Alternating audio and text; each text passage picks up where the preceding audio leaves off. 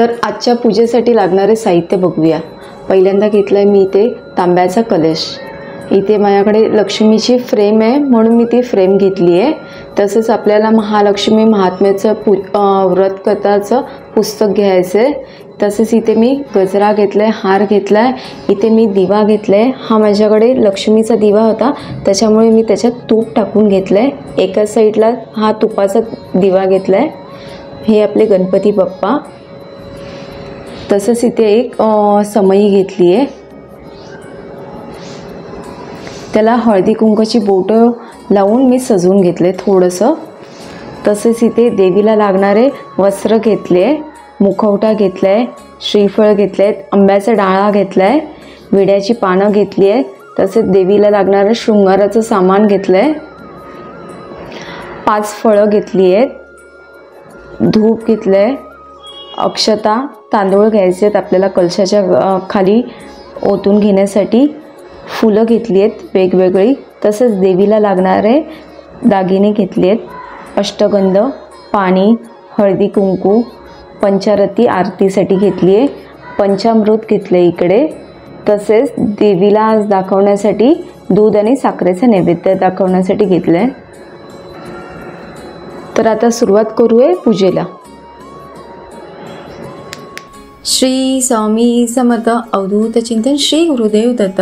तर आजच्या व्हिडिओमध्ये आपण पाहणार आहोत मार्गशीर्ष महिन्यातल्या गुरुवारची पूजा कशी करायची आणि त्यासाठी लागणारे साहित्य। चला तर सुरुवात करू व्हिडिओला। हे व्रत सुख, शांती, धनसंपत्ती, लक्ष्मीची कृपा मिळवण्यासाठी करायचे आहे। व्रत करणारे स्त्री किंवा पुरुष शरीराने व मनाने स्वच्छ व आनंदी असावेत। या व्रताला सुरुवात मार्गशीर्ष महिन्यातल्या पहिल्या येणाऱ्या गुरुवारपासून सुरुवात करता येते। हे गुरुवारचे व्रत महिला किंवा पुरुष दोघेही करू शकतात। या दिवशी उपवास करावा, केळी, फळे, दूध प्यावे, उपाशी राहू नये। रात्री गोडाचे जेवण करून देवीला नैवेद्य दाखवून सर्वांसह भोजन करावे। हे व्रत संसारी जोडप्यांसाठी पद्यपुराणात सांगितले आहे। काही कारणांनी हे व्रत करताना अडचण येते तेव्हा त्यांनी दुसऱ्यांकडून पूजा करून घ्यावी। उपवास मात्र स्वतः करावा, तो गुरुवार मोजू नये। जिथे आपण पूजा करणार आहे तिकडे मी एक स्वस्तिक काढून घेणार आहे। मागच्या एका व्हिडिओमध्ये मी स्वस्तिक कसे काढले हे एका ताईंचा मेसेज आला होता, तर मी त्याप्रमाणे त्या ताईंना करून दाखवले। अशाप्रमाणे तुम्ही काढू शकता। ही पूजा ब्राह्मणाशिवाय आपणच करायची आहे। घरात देवतेचे तोंड पूर्वेकडे किंवा उत्तरेकडे करून स्थापना करावी। घरातील जागा शक्यतो पाण्याने किंवा गंगाजलाने व्यवस्थित पुसून घ्यावी। स्वस्तिक काढून झाल्यावर त्या स्वस्तिकवर मी चौरंग ठेवणार आहे आणि चौरंगाच्या चारी बाजूने मी रांगोळी काढून घेणार आहे।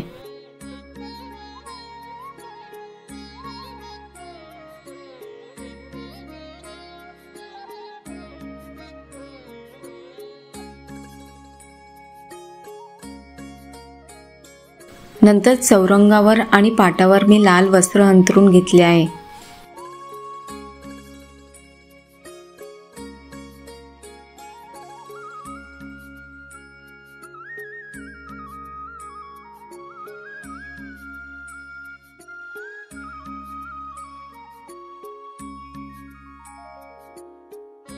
गुरुवार हा श्री दत्तगुरूंचाही दिवस असल्याने त्याला आणखीन महत्त्व आहे।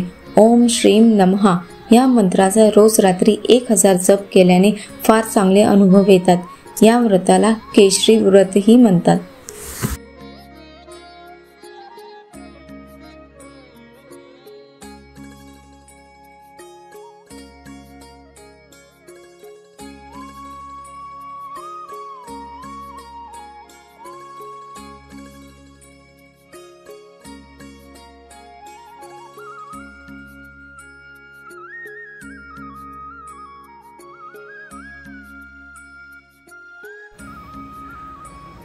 तर इथे माझी रांगोळी पूर्ण चौरंगाभोवती काढून झाली आहे।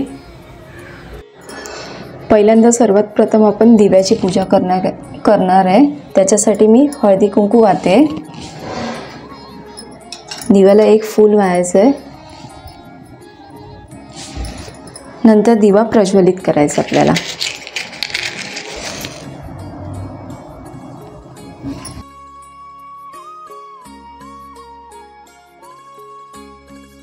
कलश मांडणार आहे त्याच्या खाली आपल्याला तांदळाने अष्टदल काढून घ्यायचे आहे आणि त्यावर कलश स्थापित करून घ्यायचा।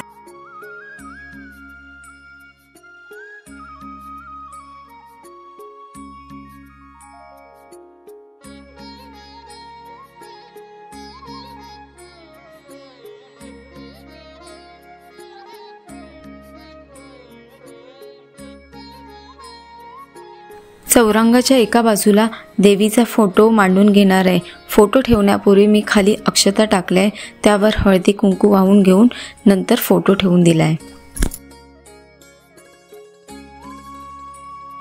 नंतर इथे मी तांब्याचा तांब्या घेतला आहे। जर तुमच्याजवळ कुठलाही धातूचा तांब्या असेल तर तो स्वच्छ घासून पुसून त्यात पाणी भरून घेतले आहे। नंतर त्या कलशाच्या बाहेरच्या बाजूने सर्व बाजूने हळदी कुंकूची बोटे ओढून घेतली आहे।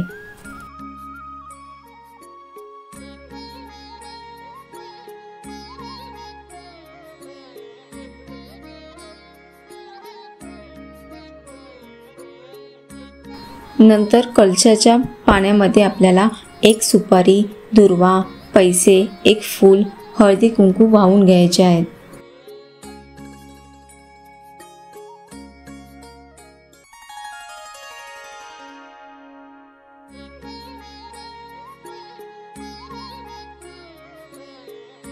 कलशाच्या तोंडावर 5 प्रकारच्या झाडांच्या डाळ्या किंवा 5 झाडांची प्रत्येकी 5 पाने रचून त्यावर नारळ ठेवावा।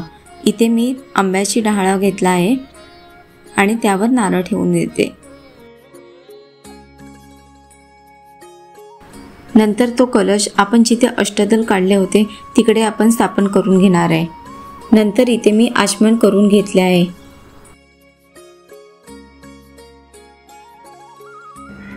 ओम केशवाय नमः, ओम माधवाय नमः, ओम नारायणाय नमः, ओम गोविंदाय नमः। त्यानंतर आपल्याला गणपती बाप्पाची स्थापना करायची।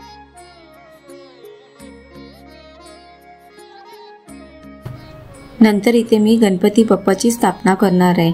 त्यासाठी इथे जोडपान घेतले आहेत विड्याचे, त्याच्यावर अक्षता ठेवल्या आहेत। नंतर एका तामणात आपल्याला गणपती बाप्पा घेऊन त्यांचे पंचामृताने आपल्याला अभिषेक करून घ्यायचा आहे।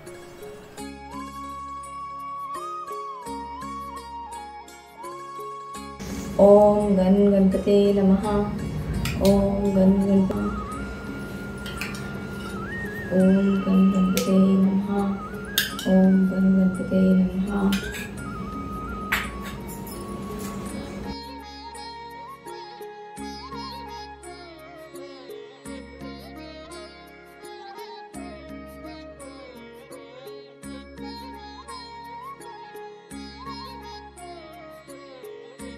त्यानंतर गणपती बाप्पाच्या मूर्तीवर स्वच्छ पाण्याने अभिषेक करून व्यवस्थित पुसून घ्यायची आहे आणि त्यानंतर अक्षता जिथे वाहिल्या आहेत तिकडे आपल्याला हळदी कुंकू वाहून त्यावर गणपती बाप्पाची स्थापना करून घ्यायची आहे। पुसून झाली आहे। आपण जिथे अक्षता ठेवल्या होत्या तिकडे हळदी कुंकू वाहून मूर्ती स्थापन करून घेणार आहे। श्री गणेशाय नमः। वक्रतुंड महाकाय सूर्यकोटि समर्पण निर्विघ्नं कुरु मे देवे सर्वे कार्येषु सर्वदा। गणपती बाप्पाला अष्टगंध लावायचे, त्यानंतर हळद कुंकूही वाहायचे।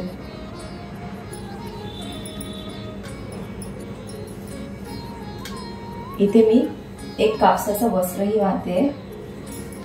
तुमच्याकडे दुर्वा असतील तर दुर्वा वाहायचे आणि एक लाल फूल वाहायचे। श्री गणेशाय। आपल्याला गणपती बाप्पाला गुळ खोबऱ्याचा नैवेद्य दाखवायचा आहे।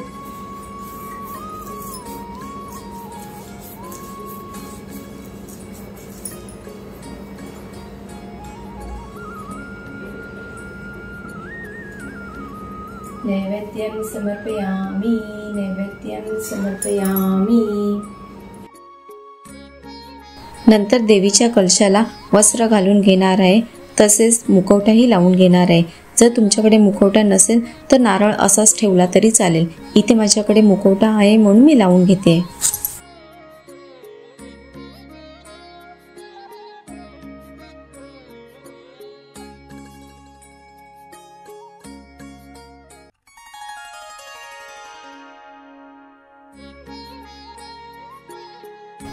त्यानंतर देवीला आपल्याला अलंकारही घालून घ्यायचे आहेत.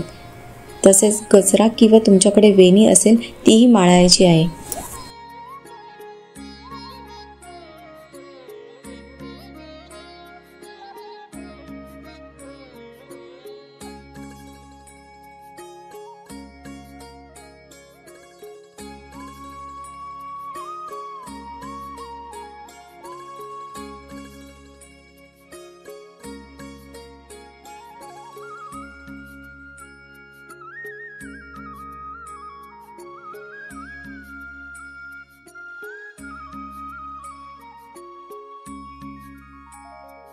देवीचा फोटो मांडला आहे. तिकडे एका तुळशी पत्राने थोडेसे पाणी शिंपडून देवीला स्नान घालून घ्यायचे आहे.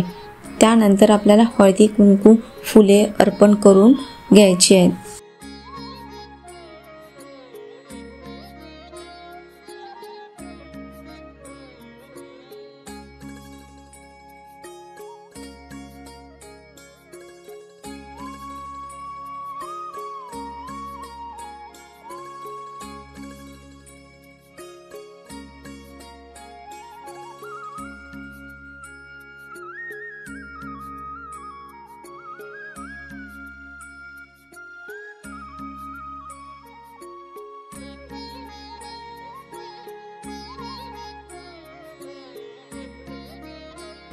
देवीच्या कलशासमोर श्री महालक्ष्मी यंत्र असलेला फोटो ठेवायचा आहे.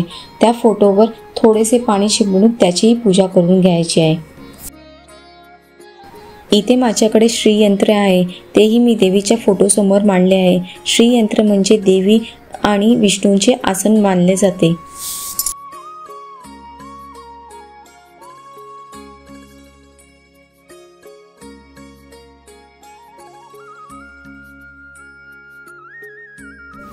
देवीसाठी मी इथे शृंगाराचं सामान घेतलंय, ब्लाऊज पीस घेतलाय, तसं इथे नारळ घेतले, ते देवीची ओटी भरणार आहे.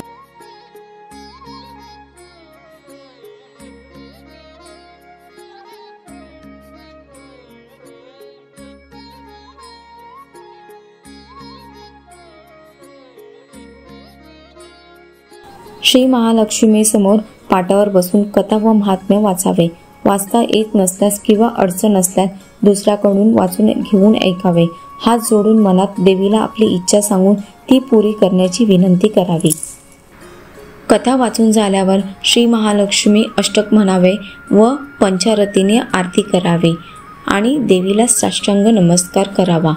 या पोथी श्रवणाचा लाभ सर्वांना द्यावा.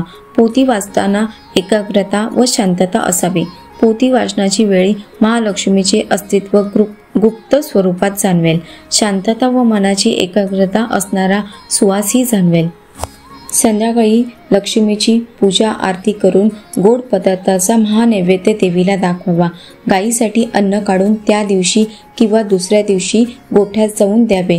नंतर कुटुंबातील सर्वांनी एकत्रित बसून जेवावे. दुसऱ्या दिवशी उद्यापन करताना सकाळी आंघोळ झाल्यावर कलशातील डाळे 5 वेगवेगळ्या ठिकाणी ठेवावी. तसेच त्याच्यातील पाणी तुळशी वृंदावनमध्ये ओतावे. नंतर पूजा केलेल्या ठिकाणी 3 वेळा हळदी कुंकू वाहून लक्ष्मीचे स्मरण करून नमस्कार करावा. याप्रमाणे या महिन्यातील दर गुरुवारी एकंदर 5 गुरुवार होईपर्यंत हे पूजन करावे. मार्गशीर्षातल्या पहिल्या गुरुवारपासून सर्व गुरुवारी हे व्रत करावे. श्री महालक्ष्मीने दरवर्षी हे व्रत करणाऱ्यांना मी सुखी व समृद्ध करेन. त्यानंतर देवीला धूप आणि दीपाने ओवाळून त्यानंतर दूध आणि साखरेचा नैवेद्य दाखवायचा आहे. उद्यापनाच्या दुसऱ्या दिवशी सकाळी आंघोळ झाल्यावर कलशातील डाळे 5 वेगवेगळ्या ठिकाणी टाकावे. त्यानंतर कलशातील पाणी तुळशी वृंदावनमध्ये ओतावे. नंतर पूजा केलेल्या ठिकाणी 3 वेळा हळदी कुंकू वाहून लक्ष्मीचे स्मरण करून नमस्कार करावा. याप्रमाणे या महिन्यातील दर गुरुवारी एकंदर 5 गुरुवार होईपर्यंत हे पूजन करावे. मार्गशीर्ष महिन्यातील पहिल्या गुरुवारपासून सर्व गुरुवारी हे व्रत करावे. श्री महालक्ष्मीने दरवर्षी हे व्रत करणाऱ्यांना मी सुखी व समृद्ध करीन असे अभिवचन दिल्याने पद्यपुराणात सांगितले आहे. देवीची आरती चालू असताना देवीच्या फोटोवरचे फूल खाली पडले, म्हणजेच देवीने केलेली आजची सेवा माझी मान्य केली. देवीची अशीच कृपा आपल्या सर्वांवर राहून देत. गुरुवार हा श्री दत्तगुरूंचाही दिवस असल्याने त्याला आणखीन महत्त्व आहे. ओम श्रीम नमः या मंत्राचा रोज रात्री 1000 जप केल्याने फार चांगले अनुभव येतात. या व्रताला केशरी व्रतही म्हणतात.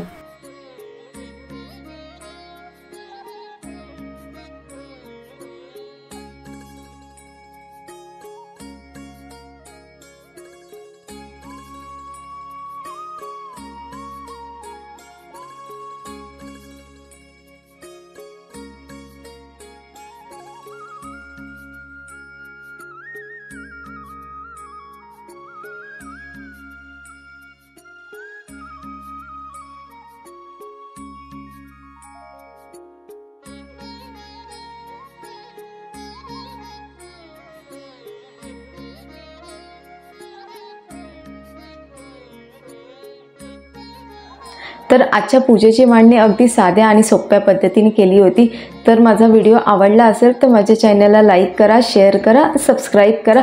असेच नवनवीन व्हिडिओ पाहण्यासाठी. श्री स्वामी समर्थ.